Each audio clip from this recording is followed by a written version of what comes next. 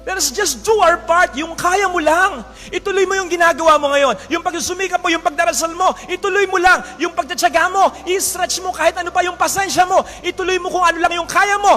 Huwag mong i-concern masyado kung ano yung hindi mo kaya. Paano na kaya ako 10 years from now? Paano na kaya yung mga anak ko?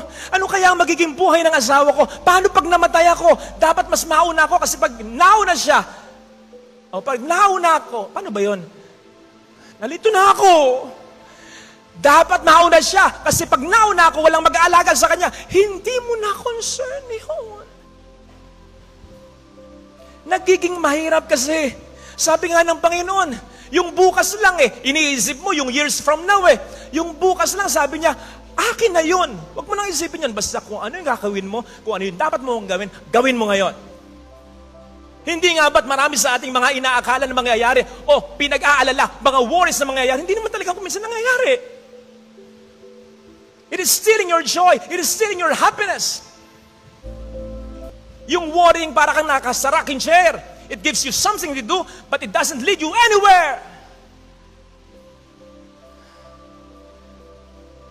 Tapos, kapag na-drain na tayo, kapag na-depress na tayo, we'll feel sad.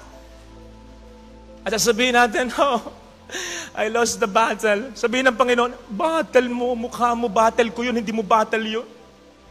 O kaya sasabihin mo, Lord, sorry. I let you down. You let me down. You did not even hold me up. Paano mo ako ibabagsak? Hindi mo nga ako tinaas sa buhay mo. Ang matindi, Lord, di ko na kaya. I give up. Sabi ng Panginoon, is like, ay salamat.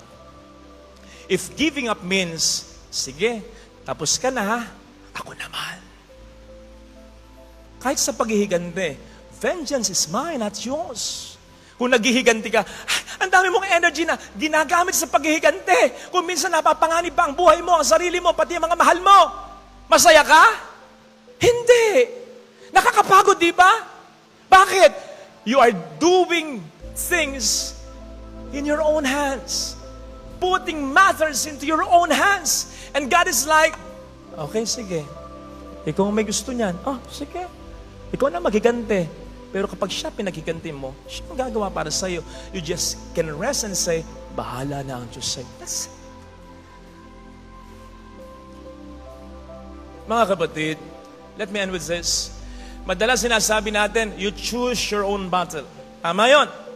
Kasi kalkulado mo kakayanan mo. Hindi ka dapat kumasa at hindi ka talaga kakasa sa laban na lampas sa kakayanan mo.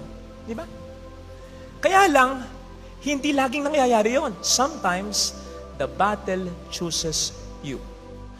Like Amos, sa ating unang pagbasa, hindi siya propeta, pero kinuha siya ng Diyos para maging propeta. May mga pagkakataon na hindi na natin kalkulado ang ating kakayanan. May mga pagkakataon na nasa sitwasyon tayo na hindi natin gusto at hindi natin kasalanan. Ano ang gagawin natin pag ganyan na hindi natin kalkulado ang ating kakayanan? You turn to God for help. Like what Amos did. And like what King Jehoshaphat into Chronicles 20 verse 15 said, it is not my battle, it is your battle, O God. Ipagpasa Diyos mo ang lahat. Amen?